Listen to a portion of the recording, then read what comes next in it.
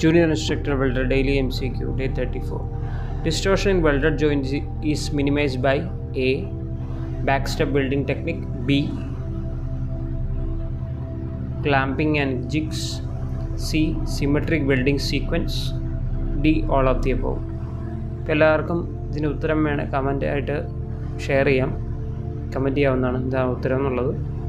ഉത്തരം ഉടനെ പറയുന്നതാണ്, ഇതൊരു പ്രാക്ടീസും കൂടിയാവും, നിങ്ങൾ കമൻറ്റ് ചെയ്യുക.